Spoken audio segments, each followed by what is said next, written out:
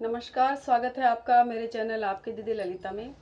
तो आज मैं आपको कलश की स्थापना करके बताऊंगी कि किस तरह से कलश की स्थापना हमें करनी चाहिए और नारियल को किस तरह रखना चाहिए जिससे हमें पूजा का पूर्ण फल प्राप्त हो। तो चलिए शुरू करते हैं वीडियो को। तो चलिए मैं दिखाती हूँ आपको। ये देखिए आप, ऐसे दिखेगा आपको।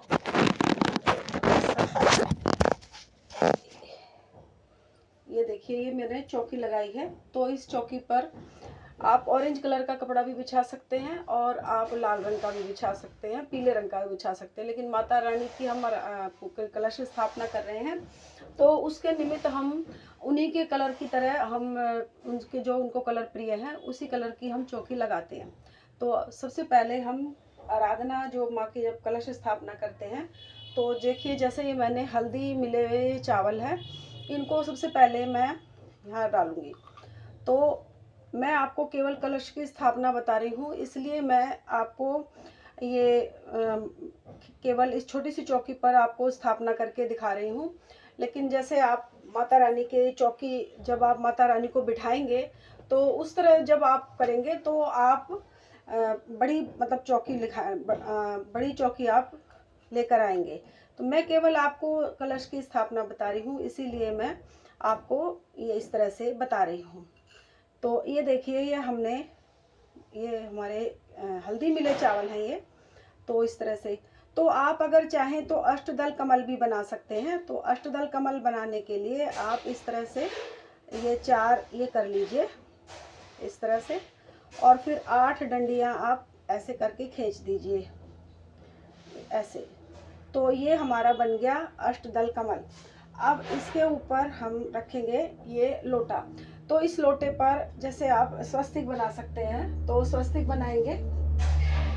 तो ये है मेरे पास, तो इससे हम स्वस्तिक बनाएंगे इस पे। ये देखिए, तो जब हम स्वस्तिक बनाएंगे तो इस तरह से आपको ये दिखेगा। तो जब स्वस्तिक बनाएं तो आप ऐसे बना के, और ये इस तरह से इसमें 2 डंडियां भी ऐसे, ये रिद्धि सिद्धि और शुभ लाभ के नाम की ये हमारी ये होती है। तो ये देखिए, ये इस तरह से आप ये बनाएं। ये देखिए मैंने बनाया है। तो इस तरह से आप स्वस्तिक बनाएं, और फिर जो ये 2 मैंने डंडियां खींची हैं, ये इस तरफ भी 2 और इस तरफ भी 2, ये शुभ लाभ और रिद्धि सिद्धि के लिए होता है। तो फिर मैंने अब ये कलश रख दिया है यहाँ पर, ये ऐसे। सबसे पहले हम इसमें डालेंगे गंगा जल। तो मैंने इसमें थोड़ा सा गंगा जल उठा के रखा हुआ था, तो मैंने गंगा जल डाल दिया। अब हम भरेंगे ये शुद्ध जल। तो ये शुद्ध जल भर रहे हैं हम इसमें। ये देखो, ये हमने यहाँ तक शुद्ध जल भर लिया। अब मैं इसके ऊपर जो ये हमारी प्लेटें हैं, तो मैं इसके ऊपर एक पीतल की ही प्लेट रखूंगी एक, या फिर आप एक कोई इस तरह से कटोरी रख सकते हैं। जैसे ये मेरी पीतल की प्लेट है, तो मैं इसी तरह की प्लेट इस पर रखूंगी। तो ये मैंने प्लेट रख दी इसके ऊपर। आपके पास लोटा अगर बड़ा है तो कोई बात नहीं, आप उसके ऊपर रख लीजिए। ये मैंने प्लेट रख दी इसके ऊपर। अब मैं प्लेट रखने के बाद ये, तो इस कलश में मैं आपको बताना भूल गई। तो इस कलश में सबसे पहले जब हमने कलश का निर्माण किया है, पानी भर लिया, तो अब हम इसमें डालेंगे क्या क्या चीज़ें हमें डालनी है वो मैं आपको दिखाती हूँ।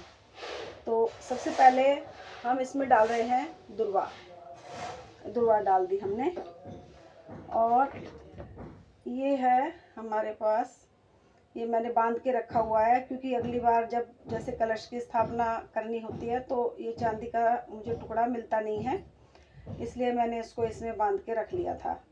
तो ये मैं आपको दिखाती हूँ।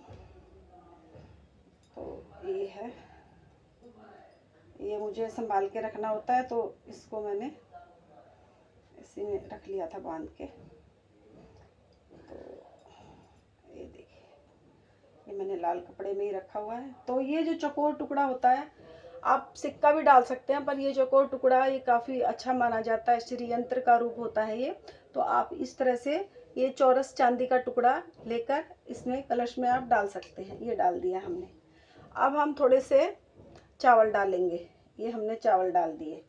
अब हम इसमें एक हल्दी की गांठ डालेंगे। ये हल्दी की साबुत गांठ, अगर हल्दी की साबुत गांठ ना हो तो आप थोड़ी सी हल्दी, 1 पिंच हल्दी डाल सकते हैं, पिसी हुई भी। अब हम डालेंगे इसमें 2 लौंग। तो लौंग मैं आपको दिखा रही हूँ। तो जो 2 लौंग हम डालेंगे, ये देखिए, ये फूल वाली लौंग हम डालेंगे। ये बिना टूटी है और ये इसमें ये जो फूल बना हुआ है देख लीजिए। ये इस तरह से हम 2 लौंग डाल दी हमने। अब हम डालेंगे 2 इलायची। तो ये 2 इलायची भी हमने इसमें ये डाल दी। अब ये है मेरे पास सर्व औषधि। तो ये बहुत ही अच्छी सर्व औषधि, मतलब अच्छी मानी जाती है, और कहते हैं कि लक्ष्मी कलश, जो लक्ष्मी जी के पूजा में भी इसका विशेष महत्व है, और वैसे माताओं की पूजा में ये विशेषता डाली जाती है। तो ये आपको पूजा पाठ के कोई भी दुकान होगी उस पर आपको मिल जाएगी। जब आप बोलेंगे कि कलश स्थापना के लिए चाहिए, तो इसमें हम जरा सी, इसमें सारी मतलब औषधियाँ ही हैं, हर्बल जैसे औषधि होती है। तो ये जल माताओं को काफ़ी प्रिय होता है, तो इसलिए ये डाली जाती है इसमें। तो आप भी ऐसे लेकर आएँ और अवश्य ही सर्व औषधि कलश में डालें। तो ये डाल दी। अब ये है इत्र। तो इत्र, क्योंकि ये जो जल है हमें सुगंधित माताओं को बहुत अच्छा लगता है, तो ये जल भी हमने ये डाल दिया, थोड़ा सा सुगंधित। तो इसको हम थोड़ा सा जल को हमने, ये भी इत्र है। तो आप गुलाब का इत्र माताओं को अर्पित किया जाता है, तो आप ये डाल दीजिए इसमें, और चंदन का भी डाल सकते हैं आप। तो ये मेरे पास चंदन का है तो मैंने चंदन का डाला है। अब हम लगाएंगे ये पंच पल्लव। तो अब ये पंच पल्लव मैंने मतलब पानी से धो के ये रख रखे हैं। तो आप शुद्ध, मेरे ऊपर ही अशोक का पेड़ लगा हुआ है, तो मैंने उसी में से ये तोड़े हैं। तो ये देखिए, ये मतलब अच्छे इस तरह से आप लेकर आइए, बिल्कुल कोई कहीं भी छेद नहीं है, खंडित नहीं है ये। तो इस तरह से आप लगा दीजिए। आप 5 पत्तियां लगा सकते हैं, 7 लगा सकते हैं, आप 9 रख सकते हैं। तो ये आप 5 पल्लव या अशोक के लगा सकते हैं, आप आम के भी लगा सकते हैं। यदि आपको आम के, अशोक के नहीं मिलते तो आप पान के पत्तों को भी रख सकते हैं, और 5 तरह के पत्ते भी लगाए जा सकते हैं। ऐसा कोई मतलब वो नहीं है कि आप 5 मतलब वैसे भी पत्ते आप ना लगाएं, तो आप उन पत्तों को भी लगा सकते हैं। जैसे आप एक पत्ता आपने पान का लगा लिया, एक पत्ता आपने आम का लगा लिया, एक पत्ता आपने एक पान का, एक आम का, एक अशोक का। आप इस तरह से 5 तरह के पत्ते आप लगा सकते हैं, पीपल का, वट का, इस तरह भी। और अगर आप एक उसका लगा सकते हैं तो एक का भी लग जाता है। अब ये मेरे पास पीतल की ये छोटी वाली कटोरी है, तो प्लेट है। तो मैं अब इसको इसके ऊपर ऐसे रख दूंगी। ये देखिए, तो ये आप ऐसे रख दीजिए, ऐसे करके। अब हम इन पत्तियों को भी सजाएंगे। तो इन पत्तियों को सजाने के लिए, तो ये देखिए, तो इस पे हम जैसे ऐसे हम ये लगाएंगे इस तरह से। ये हम इस पे तिलक लगाएंगे, और ये देखिए ऐसे करके हमने इसमें ये तिलक लगा दिया। अब हम हल्दी से भी लगाएंगे, तो थोड़ा सा, तो अब ये हल्दी से भी हम इनको सजाएंगे। ये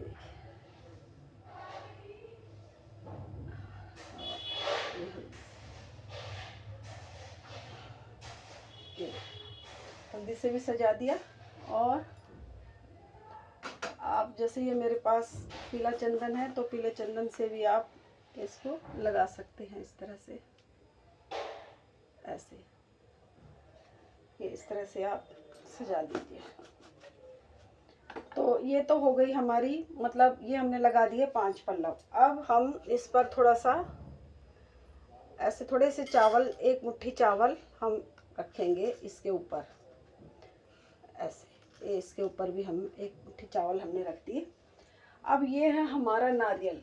ये विशेष इसके लिए ही मैंने आपकी ये जो वीडियो बनाई है, कलश स्थापना भी हो गई और ये वीडियो बनाई है। और जब आप कलश स्थापना करें तो मेरे इस कलश पे धागा बंधा हुआ था मौली का, तो मैंने इसलिए इसमें धागा नहीं बांधा है। लेकिन आप जब कलश स्थापना करेंगे तो लोटे पर आप जो लोट कलश का मुख होगा उस पर भी आप कलश ये लाल वाला धागा मौली का कलावा, आप कोई मौली बोलता है कोई कलावा बोलता है, तो आप ये धागा भी अवश्य बांधें। अब बात आती है तो मैंने इसको मतलब गंगा जल से शुद्ध कर चुकी हूँ मैं, लेकिन फिर भी मैं आपको दिखाती हूँ। मेरे पास जैसे अभी मैंने फूल सब भगवान को चढ़ा दिए हैं, तो आप एक फूल लेकर और थोड़ा सा छींटा लेकर आप गंगा जल से इसको पहले शुद्ध कर लीजिए, और उसके बाद में फिर आप इस पर जैसे ये क्या कहते हैं कलश की हम इस पर वो बनाएंगे, स्वस्तिक बनाएंगे एक। तो स्वस्तिक बना रहे हैं, बना के दिखाती हूँ आपको। तो जैसे सबसे पहले आप 9 टिक्कियाँ ये माता के नाम की इस तरह लगाइए, क्योंकि हम 9 दिन के लिए रख रहे हैं, तो ये 9 हमने बिंदियाँ लगा दी। अब यहाँ पर हम बनाएंगे एक स्वस्तिक।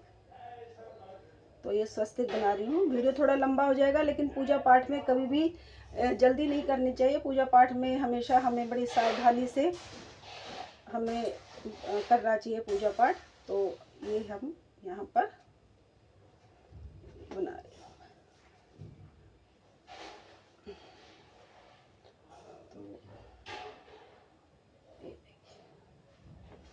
और ये हमने यहाँ पर ये लगा दिया, और अब ये वैसे ही मैं इसमें वो करूँगी, बिंदी लगा रही हूँ। तो ये देखिए, तो इस तरह से पहले आपने इसमें या तो जैसे 9 देवियों का भी हो गया ये, और 9 ग्रह का भी हो गया, और ये मैंने बना दिया इसमें स्वस्तिक और रिद्धि सिद्धि और शुभ लाभ जी का शुभ चिन्ह भी बनाया है। ठीक है, अब इसके ऊपर हम ये जो चुन्नी है, और मैंने इसमें कलश में सुपारी डालना मैं भूल गई, तो सुपारी भी डाल देती हूँ। अब ये सुपारी भी विशेषतर सुपारी भी डलती है इसमें, तो इसके लिए मुझे क्षमा करना, मैं यहाँ रखी हुई थी लेकिन सुपारी आपको डाल के दिखाना भी भूल गई और डालना भी भूल गई, तो मैंने अब ये डाल दिया है। तो क्योंकि जब तक हमने कलश को अभी स्थापित नहीं किया है, तब तक हम अगर कोई चीज़ भूल जाते हैं तो हम उसमें मतलब जो भी संशोधन हम कर सकते हैं, लेकिन जिस समय हम माँ के सामने इसको रख देंगे, उस समय यदि हम कोई चीज़ भूल जाते हैं और हम नारियल स्थापित कर देते हैं तो हमें उस समय नारियल को उठाकर नहीं रखना है, या जब हम पूजा मतलब शुरू हमारी हो गई है तब हम नारियल को ऐसे उलट पुलट नहीं करेंगे, वो फिर खंडित माना जाता है। तो अभी हमने इसमें ना नारियल रखा है और ना अभी माता के सामने हमें इस कलश को उठा कर लेकर गए हैं, तो उस अवस्था में जो चीज़ हम भूल गए अभी, तो हम अभी उसमें डाल सकते हैं। अब ये आ गई चुन्नी तो इस चुन्नी में आप एक जैसे फूल रख लीजिए इस पल्ले पर, और लौंग इलायची, और आप 11-21 जो आपके पास वो हो, वो बांध के आप जैसे इसको ऐसे बांध के इस तरह से बांध दीजिए उन पैसों को। और फिर सॉरी फिर हम अब इसको इस तरह से नारियल को हम लपेट देंगे। ये नारियल हमने ऐसे लपेट दिया। अब ये नारियल लपेटने के बाद में हम इसमें 5 बार इस तरह से 5 बार हम इस तरह से इसको ये करेंगे, बांध देंगे इसको। 1 2 3 4 और ये हो गए 5 बार। अब बात आती है इसको रखने की। तो सबसे महत्वपूर्ण बात है वो, आप एक तो ये देखें जहाँ से ये नारियल देखिए, यहीं से नारियल तने से जुड़ा होता है, क्योंकि यहीं से इसको काटा हुआ है, ये देखिए। और जहाँ ये चोटी होती है वहीं पर वो 3 बिंदु होते हैं, जो 3 आंखें भी बोलते हैं कहीं हम इसको, और 3 बिंदु भी हैं। तो जब आप नारियल को स्थापित करेंगे तो आप कभी भी खड़ा नारियल स्थापित ना करें। मैं आपको ये देवी भागवत के अनुसार बता रही हूँ। खड़ा हुआ नारियल रोगों को बढ़ाता है, रोगों की वृद्धि करता है। और अगर नारियल को हम इस तरह रख देंगे उल्टा, तो ये हमारे लिए मारण सिद्ध होता है, मारण घातक भी होता है। मतलब आप समझ गए होंगे कि ये अच्छा नहीं माना जाता, मतलब हमारे भविष्य के लिए भी आयु की हानि होती है इसमें। अब नारियल को हम किस तरह रखें, तो नारियल का देखिए जो ये पीछे वाला हिस्सा है जिसमें ये चोटी सी निकली हुई है, ये वाली, तो इसको हम जब आप जैसे आप वो कर रहे हैं तो हम इसको ऐसे भी नहीं रखेंगे, मतलब ये चोटी जो है हम पूजा कर रहे हैं तो हमें दिखाई दे, इस तरह भी नहीं रखेंगे। ये हम जो ये पिछला हिस्सा है, ये जो चोटी सी है, ये भगवान की तरफ होनी चाहिए, और जो ये चोटी वाला जो 3 बिंदु वाला हिस्सा है ये हमारी तरफ होना चाहिए। जैसे अब मैं ऐसे बैठी हूँ तो मैंने इसको अपनी तरफ कर लिया, ठीक है। ये इस तरह से नारियल का जो सर्वश्रेष्ठ नारियल रखने का तरीका ये है, आप इस तरह से नारियल को रखें। तो आज मैं आपको इसीलिए मैंने ये वीडियो बनाई है कि आप जैसे हम जब भी कोई पूजा पाठ करते हैं तो कुछ भी हो, गृह प्रवेश हो, सत्यनारायण की कथा हो, बच्चों का जैसे नामकरण संस्कार हो, और जो भी हम सुंदरकांड का पाठ, रामायण पाठ, हम कोई भी काम कराते हैं उस समय तो खैर हमारे जो पंडित होते हैं वो आते हैं, तो वो हमें उस समय चिंता की बात नहीं होती कि हमें किस तरह रखना है। और नवरात्रि पूजा में भी कई कई जगह तो पंडित जी आकर घट स्थापना, ये कलश स्थापना करते हैं, लेकिन कुछ मेरी जो बहनें हैं वो अपने आप भी घट स्थापना करती हूँ, मैं खुद भी अपने आप ही घर में करती हूँ। तो आप इस तरह से करें। जो ये मैंने आपको बताई है, ये जो चोटी है, ये हम जब पूजा करेंगे तो ये हमारी तरफ रहेगी, ये साक्षी है हमारी पूजा का। और जो ये कलश है इसमें हमारे 10 देवी देवता आकर विराजमान होते हैं, क्योंकि जल में वरुण हो गए, अन्न जो है हमारा ये अन्नपूर्णा का वास है, इसमें गंगा जी जो हमने गंगा जल डाला, ये हमारी, जैसे आप जहाँ से भी जाएं तो जल जरूर लेकर आए, चाहे समुद्र हो चाहे आप कहीं से भी, तो कहते हैं कि उसका जल अगर हम इन कलश में डालते हैं तो ये हमारे नदियों का हमें आशीर्वाद मिलता है, जो हमारी शुभ नदियाँ होती हैं। और समुद्र का भी जल जो है हमारे लिए इसमें अच्छा माना जाता है, क्योंकि समुद्र की ही बेटी माता लक्ष्मी जी हैं। तो आप उसका जल भी अवश्य लेकर आएँ, अगर कहीं जाने का होता है आपका तो आप अवश्य लाएँ, वो आप कलश में डाल सकते हैं, उसमें कोई भेद नहीं है। तो आप जैसे गंगा का, जमुना का, कावेरी, और जैसे मतलब जितनी भी जो हमारी ये नदियां हैं, आप उनका, नर्मदा, उनका जल आप इस कलश में डाल सकते हैं, तो उन नदियों का भी हमें आशीर्वाद प्राप्त होता है। जो हमने ये 5 पल्लव लगाए हैं, ये हमारी जो वनस्पति है उनका, प्रकृति जो माता है उनका आशीर्वाद हमें प्राप्त होता है। और जो ये नारियल है ये हमारा माता लक्ष्मी जी और गणेश जी, ये हमारे उनका चिन्ह माना जाता है। और जो हम ये कलश स्थापना करते हैं ये श्री स्थापना मानी जाती है, श्री स्थापना करते हैं, गणेश जी की स्थापना होती है इसमें हमारे मतलब 10 देवता निवास करते हैं। तो कलश स्थापना हम कोई भी काम करते हैं तो ये शुभता का प्रतीक है। कई बहनें कलश स्थापना करते हुए बहुत डरती हैं, तो बिल्कुल ना डरें, आप कलश स्थापना अवश्य करें और माता रानी की आराधना करें। तो कलश स्थापना एक तो आप इस तरह कर सकते हैं। दूसरा, आप जो जवारे उगाते हैं तो जो कुंडारा होता है जवारे का, उसके अंदर भी आप इसको मतलब ऐसे रख सकते हैं, जैसे मैं आपको बताती हूँ। अभी ये हटा के थोड़ा सा आपको मतलब ऐसे बता देती हूँ। तो उसमें आपको इसके नीचे इस तरह से अष्टदल कमल बनाने की ज़रूरत नहीं है, आप उसमें जोत के नीचे आप अष्टदल कमल बना सकते हैं। जैसे मान लीजिए आपने यहाँ पर मिट्टी बिछा ली, मिट्टी और जल आपने वो जौ उगा दिया आपने, और उसके बीच में आप ये जो हमने ये रखा है आप इनको रख सकते हैं ऐसे, मतलब इसके बीच में आपका ये रख दीजिए और ये हम ये आसपास जौ उग जाए, ये बहुत ही शुभ माना जाता है। आप जैसे अलग रखते हैं कलश, आप अलग रखते हैं वो बहुत अच्छी बात है, लेकिन आप अगर जवारों के बीच में कलश की स्थापना करेंगे तो ये बहुत अच्छा शुभता का प्रतीक माना जाता है, वंश वृद्धि और आपके धन धान्य को बढ़ाने वाला, निरोगता को देने वाला।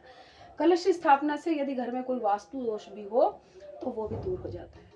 तो आज के लिए इतना ही। आज हमने जाना कि कलश की स्थापना किस तरह करनी चाहिए, किस तरफ का नारियल का मुंह होना चाहिए, किस तरह नारियल को हम अगर खड़ा रखें या उसको उल्टा रखें या हम किस तरह रखें, तो ये सारा आज हमने इस वीडियो के माध्यम से जाना। तो आज के लिए इतना ही, कल फिर मिलूंगी एक अच्छी सी वीडियो के साथ। तब तक के लिए नमस्कार, जय माता की, हर हर महादेव।